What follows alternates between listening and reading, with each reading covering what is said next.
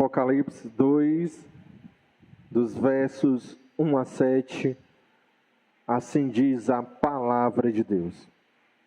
Ao anjo da igreja em Éfeso escreve: estas coisas diz aquele que conserva na mão direita as 7 estrelas e que anda no meio dos 7 candeeiros de ouro. Conheço as tuas obras, tanto o teu labor como a tua perseverança, e que não podes suportar homens maus, e que pusestes à prova os que a si mesmos se declaram apóstolos, e não são, e os achartes mentirosos, e tens perseverança, e suportastes provas por causa do meu nome, não te deixaste esmorecer. Tenho, porém, contra ti que abandonastes o teu primeiro amor. Lembra-te, pois, de onde caíste. Arrepende-te e volta às práticas das primeiras obras. E, se não, venham a ti e moverei do seu lugar o teu candeeiro, caso não te arrependas. Tens, contudo, a teu favor que odeias as obras dos nicolaítas, as quais eu também odeio. Quem tem ouvidos, ouça o que o Espírito diz às igrejas. Ao vencedor, dá-lhe que se alimente da árvore da vida, que se encontra no paraíso de Deus. Louvado e engrandecido seja o Senhor, pela leitura da sua poderosa palavra. Amém? Quando nós andamos por aí, nós nos deparamos com vários avisos de atenção, de cuidado. De fato, irmãos, na maioria dos lugares que nós estamos, nós vamos encontrar placas, adesivos, etiquetas de cuidado, de atenção, de segurança. Por exemplo, num supermercado, nós volta e meia encontramos aquelas famosas placas de piso molhado. Quando nós estamos num contexto de construção civil, de obras, nós encontramos placas de uso obrigatório de equipamento pessoal de proteção, equipamento de proteção individual. Ou então, dependendo do contexto em que nós estamos, da obra que a gente está passando perto, nós vamos encontrar a placa risco de alta tensão. Se nós estamos num contexto de trânsito, nós vamos encontrar a placa pare. Ou então, devagar, área de pedestres. E, por certo, irmãos, vários são aqueles que não observam e, infelizmente, não obedecem essas placas de cuidado e de atenção. Infelizmente também, e por causa disso, várias já foram as vidas que foram ceifadas, e vários já foram acidentes que foram causados por causa dessa imprudência, porque alguém não observou, não obedeceu as placas de sinalização, de atenção, de cuidado, de segurança. É sobre isso, irmãos, que eu quero falar com vocês essa noite. Sobre essas placas de cuidado, de atenção, mas no contexto espiritual, no contexto das nossas vidas. Porque, de fato, quando nós olhamos para a carta de Cristo ao anjo da igreja de Éfeso, é isso que nós vamos encontrar. É mais um exemplo entre todos os inúmeros exemplos espalhados por toda a palavra de Deus, desses avisos que o Senhor tem nos dado de forma constante, avisos para que a gente coloque em ordem a nossa vida, avisos para que a gente tenha atenção com certas atitudes e certas posturas que nós temos assumido, esses avisos de cuidado que Deus, o Espírito Santo, tem tem sinalizado através da sua palavra e aos nossos corações. E por certo, irmãos, nós vamos encontrar alguns desses avisos. E eu vou desenvolver esses avisos, alguns deles, aqui nesta noite com vocês. Mas quando nós olhamos também para a carta de Cristo, ao anjo de Éfeso, nós temos não só essa mensagem de cuidado, não só esses avisos divinos, mas também nós vamos encontrar nessa carta uma mensagem de conforto, uma mensagem de consolo, uma mensagem de alegria. No desenvolvimento, irmãos, dessa mensagem, eu queria que você percebesse que a carta de Cristo a esta igreja, ela começa com a mensagem de atenção, mas ela termina com a mensagem de restauração. Ela começa com Cristo chamando as nossas vidas para entender onde nós precisamos, o cuidado que nós temos em alguns momentos, em algumas circunstâncias que nós estamos vivendo, mas também esse texto tem para nos mostrar um Cristo que está disposto a nos restaurar, a mudar a nossa vida, a nos perdoar. Então, irmãos, olhando para esse texto, eu quero continuar com você, pregando sobre a seguinte mensagem: retornando ao primeiro amor. O que nós podemos aprender com o exemplo da igreja de Éfeso? O que é o primeiro amor? Como é que a gente perde o primeiro amor? Como não perder o primeiro amor? E principalmente, irmãos, talvez a pergunta mais importante dessa noite é como Cristo pode restaurar uma igreja que perdeu o seu primeiro amor. E eu espero, irmãos, que no nome de Jesus, como sempre, Deus fale ao meu e ao seu coração essa noite, de forma poderosa, de forma profunda e de forma abundante. Amém, queridos irmãos? Retornando ao primeiro amor é o nosso tema desta noite. E nós vamos dividir essa mensagem em duas partes. A primeira parte da mensagem eu chamo de o caminho da queda.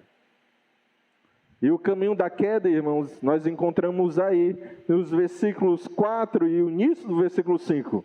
Você pode ler comigo novamente esse texto?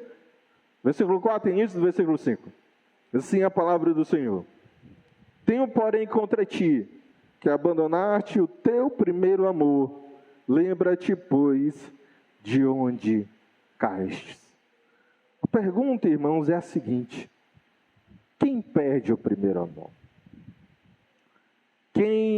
Ou como o texto diz, quem abandona o primeiro amor? E eu quero retornar à nossa metáfora da introdução, as placas, os adesivos de cuidado, de atenção. E eu quero perguntar para você, quem é que, ao não observar e ao não obedecer os avisos divinos, quem é que bate a cabeça na parede? Quem é que escorrega, tropeça no caminho da vida? Quem é que se coloca em risco? E o risco é deixar que o seu amor por Cristo esfrie.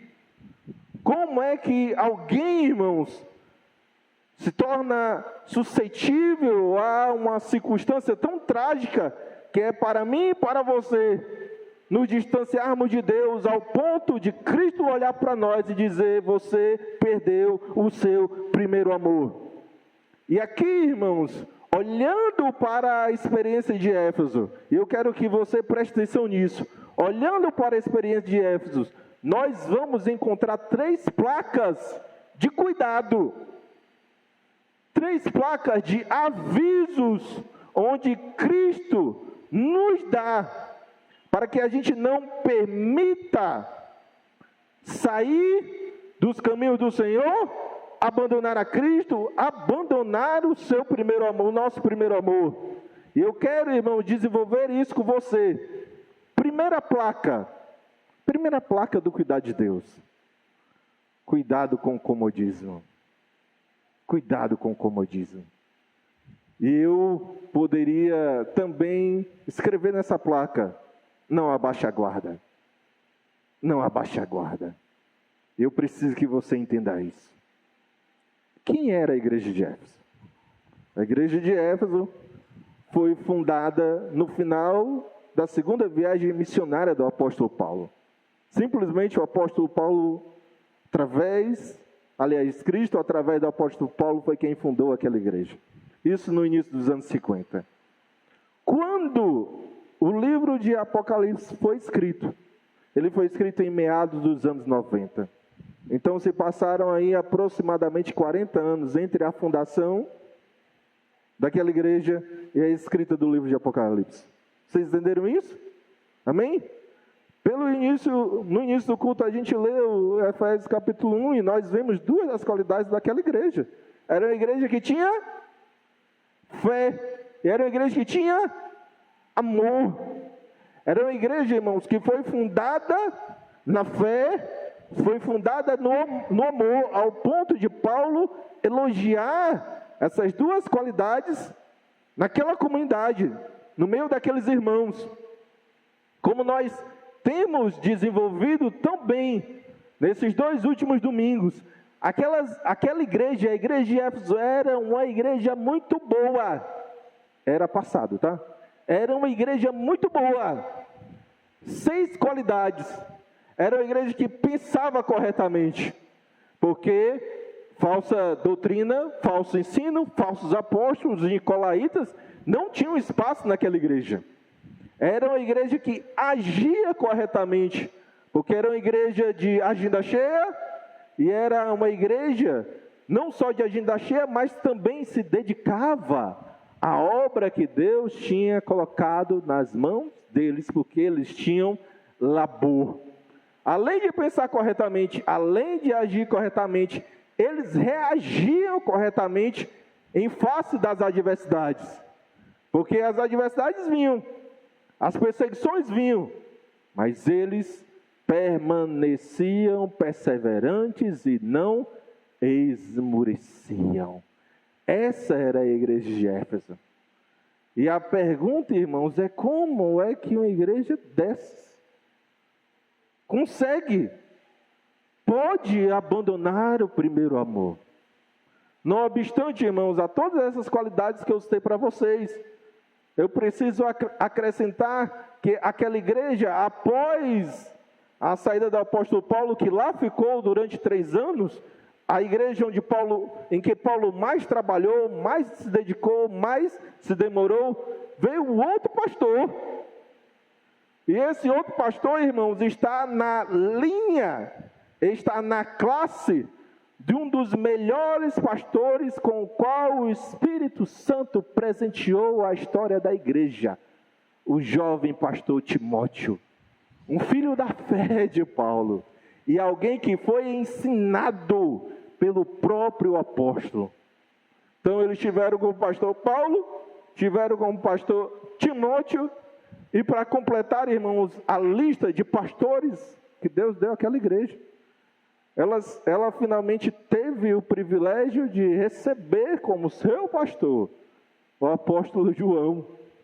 Antes de João ser exilado na ilha de Patmos, ele era pastor da igreja de Éfeso. E é isso, irmãos, que me incomoda.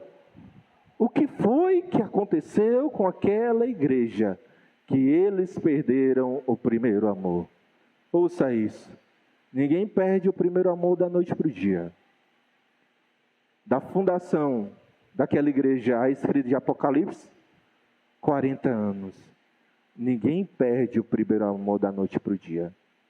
Sabe como é que o crente perde o primeiro amor? Quero que você perceba isso. Aqui, nesse texto, Cristo não elogia a igreja de Éfeso por ela ser uma igreja dedicada à meditação da palavra de Deus. Tem isso aqui no texto? Tem? No texto, eu conheço as tuas obras. Vocês meditam assim de forma abundante. na palavra do Senhor. Não tem isso. Mas, pastor, Deus diz que era uma igreja que se mantinha fiel à sã doutrina. E para que uma igreja seja fiel à sã doutrina, ela tem que ser conhecedora da palavra de Deus. Mas eu quero que você perceba que existe uma distância muito grande entre ler a Bíblia como fonte de conhecimento e ler a palavra do Senhor como fonte de alimento. Existe uma distância muito grande. E eu, como pastor, eu posso lhes garantir que essa distância é grande mesmo. Eu quero que você perceba que ela não recebe nenhum elogio por ser uma igreja que dedica tempo à prática da oração. Tem isso aqui entre os elogios de Éfeso. Conheço as tuas obras. Vocês oram muito. Vocês oram demais. Tem isso, irmãos? Não tem. Quero que você perceba que não existe aqui no texto um elogio. Como, por exemplo, vocês são a igreja que tem um interesse, que mantém acesa a chama em seus corações, o amor pela casa do Senhor. Vocês são a igreja que participam demais do culto comunitário, na adoração pública. Tem isso, irmãos? Igreja de crente que gosta de culto, gosta de adorar a Deus junto. Tem isso? Não tem. Mas, pastor, eles têm obras. É a igreja de agenda cheia. É uma igreja que se dedica. É uma igreja que labuta. É uma igreja que veste a camisa sua. Arregaça as mangas pela obra, pela causa do reino de Deus. Mas, novamente, eu quero que você perceba que existe uma diferença muito grande entre vir à igreja apenas porque eu tenho que pregar. Apenas porque eu sou presbítero, apenas porque eu sou ministro de louvor, apenas porque eu tenho que fazer alguma coisa, e vir à igreja realmente com o objetivo de desfrutar da presença de Deus e ser edificado pela sua palavra. E essa informação, irmãos, ela é importantíssima. Porque essas qualidades que nós não encontramos em Éfeso, deveria estar entre eles. E deveria estar no meio de nós. Eu estou falando, irmãos, aqui dos meus de graça. E estes não são apenas de suma importância, eles são indispensáveis para que o crente seja mantido de pé, para que ele não abandone o seu primeiro amor. E se o crente não ler a palavra, não medita na palavra, não ora, não se dedica a participar dos cultos comunitários, não participa dos meios de graça, esse crente, irmão, está mais do que suscetível a abandonar o seu primeiro amor. Você fica muito à vontade com a obra. Não, pastor, mas eu tenho me dedicado tanto à obra e aos exercícios devocionais. Não, pastor, eu tenho sido um crente perseverante, eu tenho sofrido adversidades. O senhor nem sabe o que é que eu estou passando na minha vida, mas mesmo assim, não estou reclamando, não estou esmorecendo, tenho me mantido fiel. Pastor, eu sou um crente que é sã doutrina. Eu sou reformado mesmo. Sou calvinista mesmo. Sou presbiteriano mesmo, pastor. O senhor está pensando o que é da minha vida? Mas eu quero, irmão, saber como é que está o seu exercício devocional. Não baixe a guarda. Não se acomode apenas com aquilo que você tem feito para o reino e, não obstante, deixar de mão a sua devoção, o tempo que você tem que se dedicar em buscar a presença do Senhor. Amém, meus queridos irmãos? Segundo aviso, segunda placa, segundo adesivo, segunda etiqueta de cuidado que nós aprendemos aqui com a experiência da igreja de Éfeso. Primeiro é cuidado com o comodismo. O segundo é cuidado com as aparências. Eu quero que você coloque aí o seu olho santo novamente na palavra de Deus e destaque essa expressão no versículo 2. Conheço as tuas obras. Conheço as tuas obras. E como nós dissemos no último domingo, Cristo não apenas nos conhece por ser Deus. Cristo não nos conhece apenas porque Ele é onisciente. Cristo também nos conhece com base no relacionamento que Ele tem com todas as suas igrejas e com todos os seus filhos. Ele anda no meio dos 7 candeeiros. Ele nos conhece. E Ele nos conhece, irmãos, não é superficialmente não. Ele nos conhece profundamente. Cristo nos conhece como ninguém mais nos conhece. Cristo nos vê como ninguém mais vê. Cristo não olha, Cristo não vê como vê o homem. Cristo vê o coração. E Cristo sabe quem é que está passando a aparência de viver como A, mas na sua individualidade vive como B. Cristo sabe quem é que está passando a aparência de ser um crente espiritual, mas que de fato já foi arrancado do seu coração o primeiro amor. Cristo nos conhece, e Cristo nos conhece profundamente.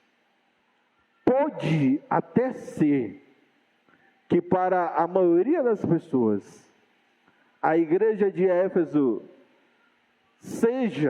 era uma igreja perfeita. Pode até ser que para a maioria das pessoas, a igreja de Éfeso era uma igreja perfeita. Eu fico, irmãos, imaginando um visitante chegando naquele lugar. Meu Deus, que igreja! Não tem ninguém parado. Tem ninguém, nem um crente que eu conversei naquela igreja, é crente simplesmente banco. Todo mundo tem ministério. O pastor vai apresentar os ministérios da igreja, é só gente subindo, gente descendo. É gente com ministério a toda a direita. Ninguém para naquela igreja, tem muita obra. Me passaram aqui a agenda da igreja e segunda a segunda.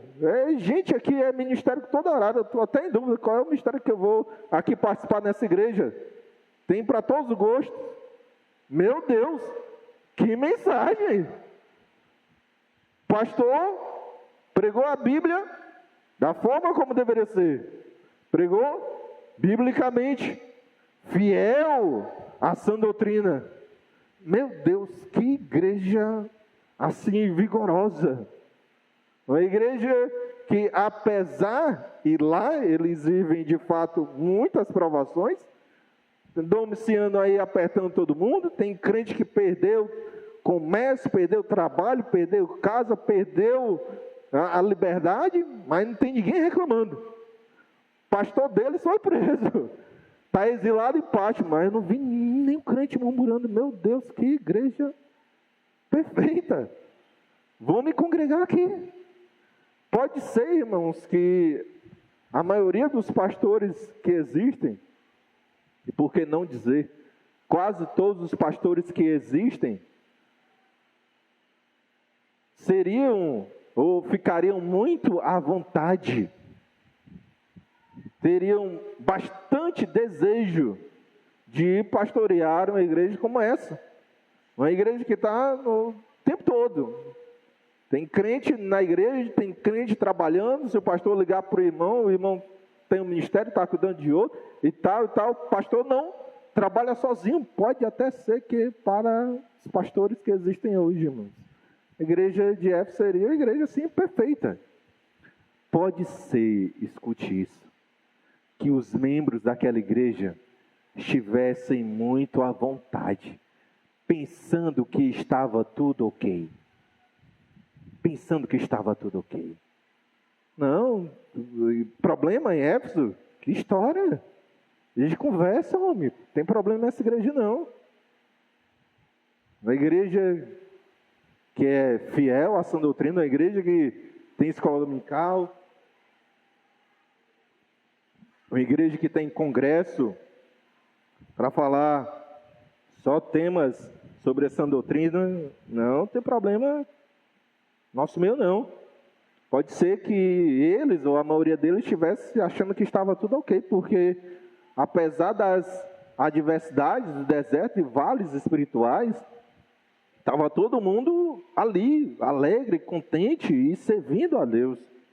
Pode ser que eles pensassem de si mesmos o seguinte: não, que nessa igreja não tem problema. A igreja que serve bastante e serve bem. Pode ser, irmãos, que eles olhassem para si mesmos e achassem que estava tudo ok. Mas Deus olha para aquela igreja e diz: vocês abandonaram o primeiro amor. Cuidado com as aparências, irmãos. Muito cuidado com as aparências. Terceiro cuidado. Pastor, até aqui o senhor só... Mas escute o terceiro. Em nome de Jesus.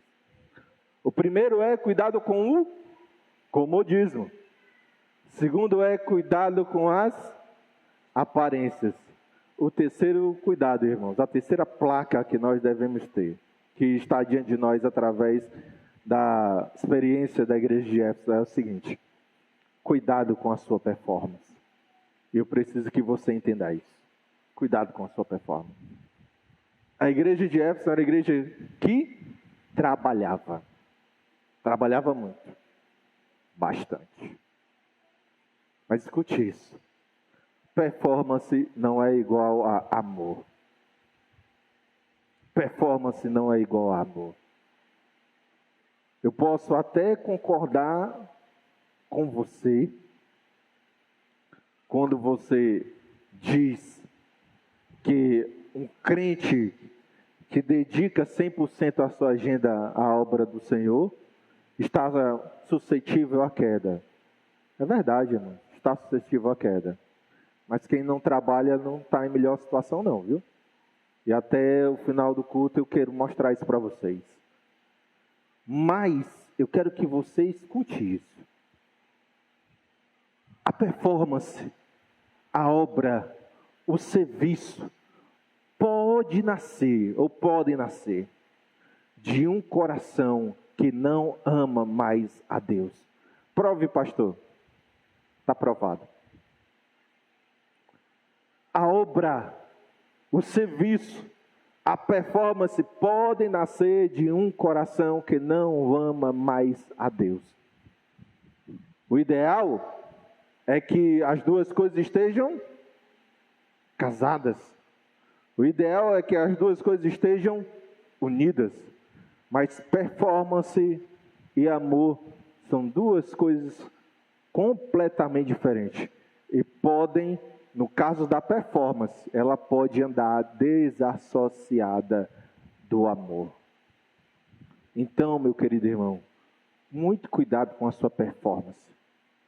E você achar que está tudo bem com a sua vida, apenas pelo fato de que você está na igreja, se dedicando a algum ministério, não tem tempo na sua vida para qualquer outra coisa, a não ser para servir ao reino de Deus. Muito cuidado com a sua performance e achar que isso é o suficiente, porque não é. Você precisa tomar cuidado com a sua vida e manter um relacionamento de intimidade com o Senhor. Cuidado com o comodismo. Cuidado com as aparências. Cuidado com a performance. Era sobre isso, irmãos, que eu queria tratar com vocês na primeira parte dessa mensagem. Até aqui, irmãos, uma mensagem muito reflexiva. Não é verdade? Até aqui uma mensagem onde Deus chama a nossa atenção para colocarmos em ordem as nossas vidas. Não é verdade, irmãos? Até aqui o Senhor tem nos repreendido e tem nos sinalizado, tem nos mostrado os nossos erros, os nossos pecados e aquilo que nós precisamos dar mais atenção. Porque às vezes a gente pensa que cristianismo, que servir ao Senhor, que andar com Deus é uma coisa e não é. Porque eu falei aqui, irmãos, 3 coisas que muitos cristãos hoje em dia acham que são suficientes para agradar a Deus, e Deus está mostrando através da igreja de Éfeso que não são. Deus não quer só seu tempo, Deus não quer só o seu suor, Deus não quer só isso. Deus quer você por inteiro. Amarás o Senhor teu Deus de todo o teu coração, de toda a tua alma, de todas as tuas forças. Nós não podemos abandonar, perder o nosso primeiro amor. A segunda parte da nossa mensagem, irmãos, essa primeira parte é o caminho da queda. A segunda parte da nossa mensagem eu estou chamando de o caminho da restauração. O caminho da restauração. E se na primeira parte o Senhor nos exortou, nessa segunda parte, irmãos, nós iremos encontrar uma mensagem extraordinária. Eu quero que você leia comigo aí o versículo de número 5 desse texto. Versículo de número 5 desse texto. Apocalipse 2. Lembra-te, pois, de onde caíste. Arrepende e volta à prática das primeiras obras. Senão, venham a ti e moverei do seu lugar o teu candeeiro, caso não te arrependas. Como eu disse, irmãos, eu entendo que a primeira parte da mensagem traz para nossas vidas bastante temor, onde Deus repreende. Mas na segunda parte, Deus tem uma mensagem para falar comigo e com você essa noite. Nem tudo está perdido. Essa é a mensagem da segunda parte dessa mensagem. Nem tudo está perdido. Existe, assim como existe um caminho para a queda, existe um caminho de Deus para a restauração. Assim como existe um caminho que, se você trilhar, você vai acabar abandonando o primeiro amor. Existem algumas coisas que, se você deixar de fazer, você vai se afastar de Deus. Também, irmãos, existe o caminho oposto. Existe um caminho para aqueles que já abandonaram o Senhor, já estão distantes de Deus, voltarem à sua vida de comunhão com o Senhor. E é sobre isso que o versículo 5 tem para nos falar. Nem tudo está perdido. Nem tudo está perdido. Para aqueles que deram de cara na parede, porque não observaram as placas, as sinalizações dos cuidados de Deus, nem tudo está perdido. Para aqueles que se intoxicaram, ou que se envenenaram, que estavam pensando que estavam ingerindo um banquete, um manjar, mas de fato estavam apenas comendo da comida da Babilônia, nem tudo está perdido. Para aqueles irmãos que abandonaram a Cristo, abandonaram o caminho do Evangelho, nem tudo está perdido. E eu quero efetivamente desenvolver isso com vocês. Versículo de número 5. O versículo de número 5, ele está ligado ao versículo de número 1. O versículo de número 5 é a explicação, por assim dizer, de uma parte do versículo de número 1. No versículo de número 1, irmãos, Cristo destaca, Cristo usa uma figura de linguagem para simbolizar a igreja de Éfeso. E Cristo diz que eles são como candeeiro. Eles precisavam ser luz do mundo. Amém? Mas vocês entendem que essa luz estava se apagando. E aí aparece uma outra figura, uma figura daquele que anda no meio dos 7 candeeiros. Eu preguei isso para vocês. Cristo está falando aqui sobre o quê? Cristo está fazendo uma analogia com algo que acontecia no Antigo Testamento, no tabernáculo. No tabernáculo existia o candelabro, o candeeiro. Era o único utensílio do templo que fornecia luz para aquele lugar. No tabernáculo não existiam janelas.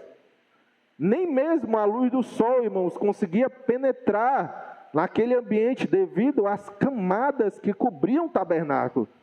Só existia luz naquele lugar através do candelabro.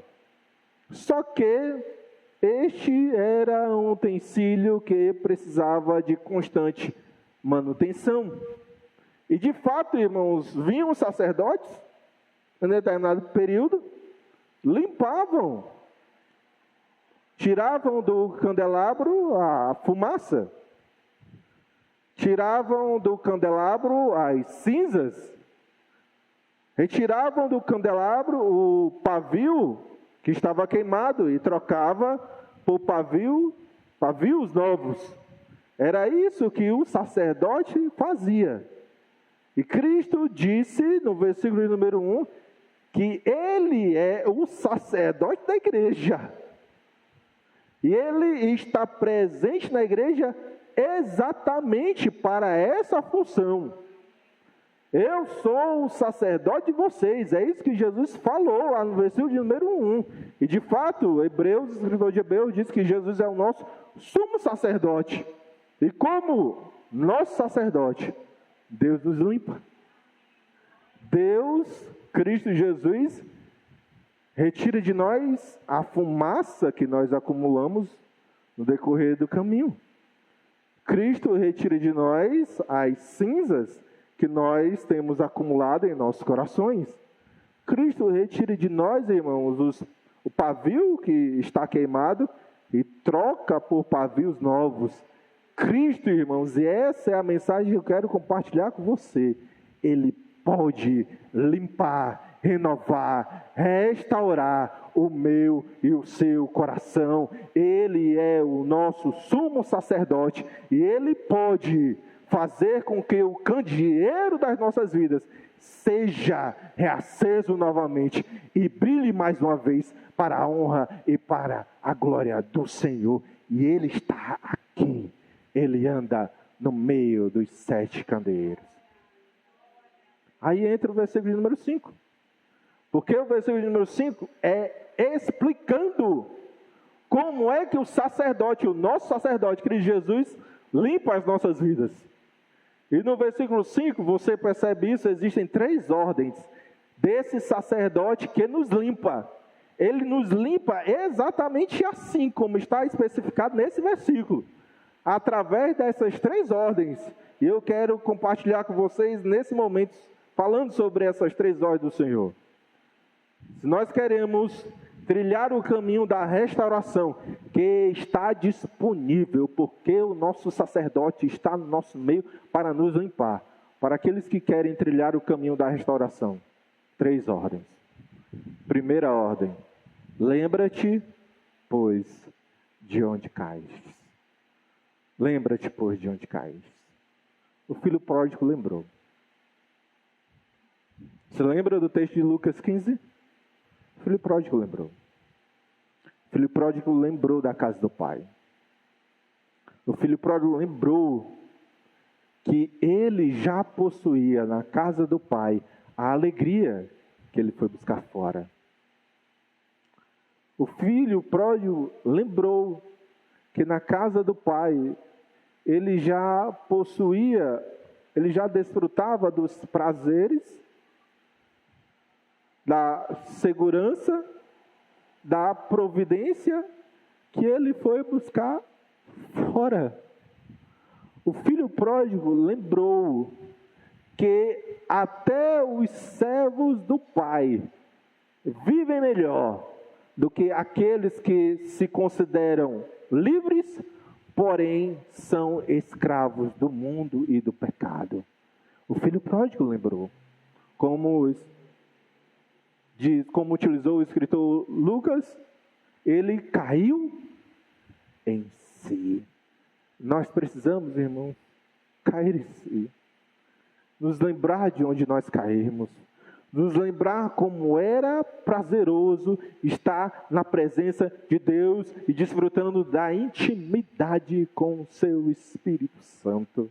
Nós precisamos, irmãos, nos lembrar, aqueles, obviamente, que perderam o seu primeiro amor, que estão distantes de Deus, precisam se lembrar da alegria, do prazer que era vir na casa de Deus e sentir a presença do Altíssimo transbordando em nossos corações, receber a sua palavra e sair desse lugar edificados. Nós precisamos nos lembrar disso. Nós precisamos, irmãos, nos lembrar o quanto era bom, o quanto não era penoso a gente se acordar de madrugada, colocar os nossos joelhos no chão, clamando ao Senhor pelas nossas vidas, clamando ao Senhor por mais de Deus, clamando ao Senhor para que Ele tivesse misericórdia de nós, e ali passando minutos preciosos, horas preciosas, simplesmente nos derramando e nos quebrantando na presença daquele que mudou a nossa vida, transformou a nossa história. Nós precisamos nos lembrar de quanto era bom e como nós desfrutávamos das alegrias, das bênçãos e dos prazeres de servir ao Senhor. Lembra-te, pois, de onde caíste. Segunda ordem do sacerdote que nos limpa. Primeira é, lembra-te de onde caíste. A segunda ordem é, volta à prática das primeiras obras. Perdão, arrepende-te. Lembra-te, pois, de onde caíste e arrepende-te. Eu quero que você entenda isso, irmãos. Arrependimento não é remorso. Como é que é, pastor? Arrependimento não é remorso. É importante nós sentirmos pesar pelos nossos pecados. É muito importante nós sentirmos pesar pelos nossos pecados. Mas arrependimento não é igual a remorso. Sabe o que é arrependimento? É meia volta, vou ver. Arrependimento é retorno obrigatório. Arrependimento é mudança de postura. A palavra grega para arrependimento, como nós já sabemos, metanoia, significa exatamente isso. Não é apenas tristeza. Pode até ser acompanhada por essa tristeza diante dos nossos erros, mas não é apenas tristeza, é de fato, irmãos, mudança. E quando Cristo diz, e quando Cristo nos ordena ao arrependimento, Ele está dizendo exatamente isso. Mude. Mude. Se volte para Deus. Se volte para o Senhor. Volte a ler a palavra de Deus. Volte a meditar nas Sagradas Escrituras. Volte a orar. Volte a ter tempo de comunhão com o Senhor em oração. Volte a participar dos cultos.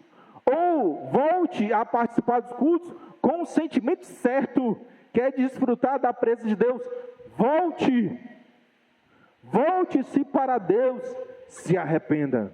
Primeiro, lembra-te de onde caíste. Segundo, arrepende. Terceiro, volte à prática das primeiras obras. Volte à prática das primeiras obras. E aqui eu preciso que você entenda o seguinte. Cristo não ataca as obras. Você percebe isso? Você já parou para pensar nisso? Cristo não ataca as obras. Porque alguém poderia fazer uma leitura errada desse texto e dizer, está vendo? Como quem se dedica muito à obra de Deus está errado? porque acaba abandonando o primeiro amor, tá vendo? Alguém poderia pegar partes, né, cortadas dessa mensagem e dizer, tá vendo? Como está errado? A gente se dedicar tanto à obra, ter uma agenda cheia, está errado, vai cair, vai abandonar o primeiro amor. Mas Cristo não ataca as obras. Cristo, de fato, diz, volta às primeiras obras. E pastor, o que são as primeiras obras? Eu estou convencido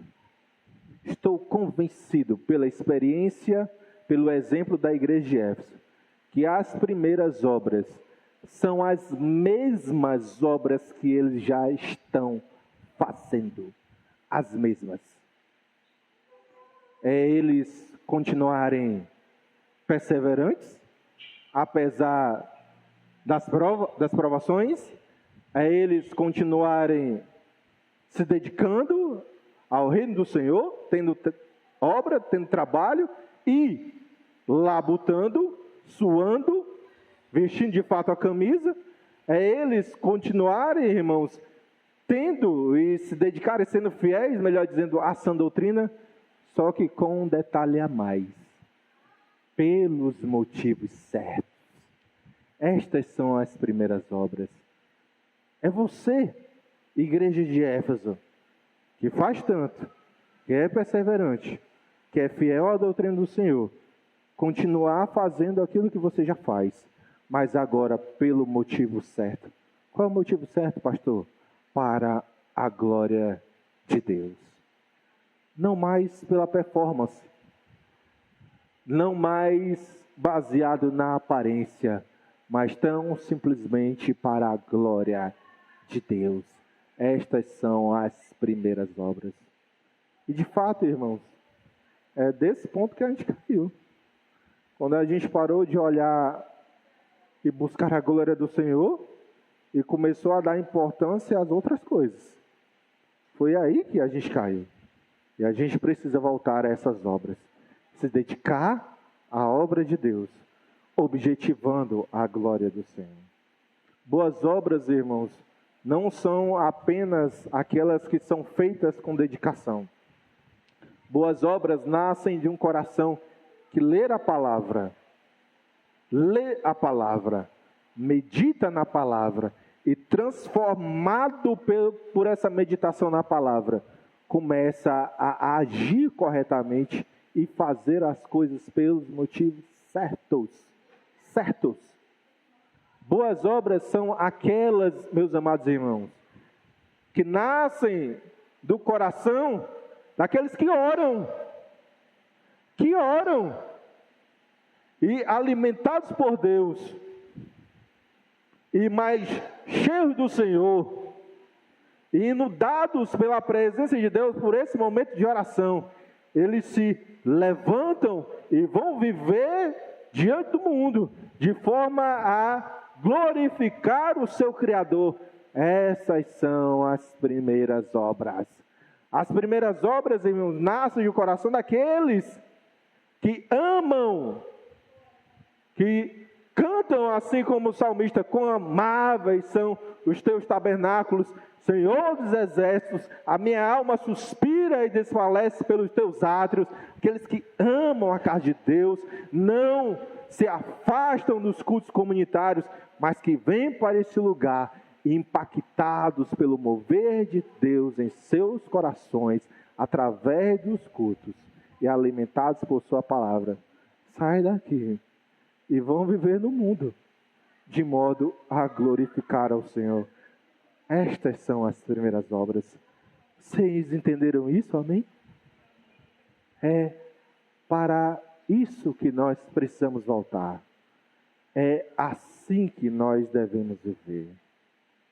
Eu queria, irmãos, concluir essa mensagem falando com vocês sobre o que aconteceu com a igreja de Éfeso.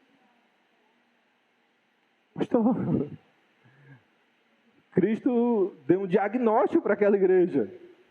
Eles abandonaram o primeiro amor. Pastor, Cristo, através do apóstolo João, escreveu uma carta para aqueles irmãos que foi que eles fizeram com essa carta? Como é que eles receberam essa notícia, essa mensagem? Como é que eles reagiram diante da palavra do Senhor através do seu apóstolo? O que é que eles fizeram, pastor, depois de receberem essa mensagem? É sobre isso que eu quero falar com vocês. Eu quero terminar com vocês com 2 lições. Apenas 2 lições, irmãos. Porque, de fato, nós precisamos olhar para o que aconteceu com a igreja de Éfeso. E isso tem muito a nos ensinar. 2 lições. Primeira lição, escute isso. Num primeiro momento, eles ouviram a mensagem do bom pastor. Pastor, o que foi que aconteceu com a igreja de Éfeso? Quando eles receberam a carta, quando alguém chegou na igreja, sim, diz o Senhor para o anjo da igreja de Éfeso, e obviamente para todos eles, o que é que eles fizeram, pastor? No primeiro momento, eles ouviram a mensagem do bom pastor. Pastor, como é que o senhor sabe isso? Porque um irmão do primeiro século, Inácio de Antioquia, escreveu uma carta para eles. Escreveu uma epístola para a igreja de Éfeso, assim como Paulo havia feito há algumas décadas anteriores. Inácio de Antioquia também escreveu uma carta para aquela igreja, agora já no início do segundo século, 50 anos depois, uns 10 a 15 anos depois, que eles ouviram a mensagem, receberam a mensagem do Apocalipse. E ouça o que Inácio de Antioquia escreveu para eles. Ouça um trecho da carta deste bispo de Antioquia. Vós, que sois da Santíssima Igreja dos Efésios, que a gente já tem impressão de que o negócio melhorou bastante, né? O irmão está dizendo que são a Santíssima Igreja dos Efésios, que é tão famosa e celebrada em todo o mundo. Vós, estando cheios do Espírito Santo, alguma coisa aconteceu. Estando cheios do Espírito Santo, nada fazeis segundo a carne, mas todas as coisas segundo o Espírito. Vós estáis completos em Cristo Jesus. Outra parte dessa mesma carta, Inácio de Antioquia escreveu: Estou tão emocionado com o vosso amor pelo Senhor. Eles voltaram a amar a Deus, irmãos. Estou tão emocionado pelo vosso amor pelo Senhor e uns para com os outros. Pastor, qual é a primeira lição que o senhor tem para nos ensinar no final dessa mensagem? O perdão de Deus está disponível. Você se abandonou o primeiro amor. Você que não se atentou aos avisos de Deus espalhado em toda a palavra do Senhor. Você que se distanciou de Deus, eu quero lhe dizer que o perdão do Senhor está disponível, porque aquele que nos chama ao arrependimento é fiel e para nos perdoar os pecados e nos purificar de toda injustiça. As portas da casa do Pai permanecem abertas para os corações arrependidos. Primeira lição. Segunda lição, irmãos, e essa infelizmente não é muito boa não.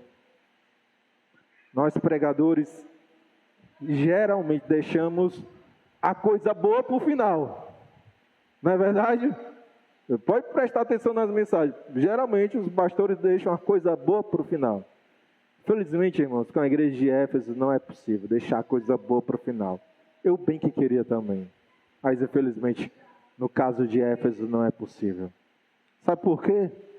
Porque em 95, 96, depois de Cristo, aqueles irmãos que abandonaram o primeiro amor e receberam essa carta de Apocalipse 2.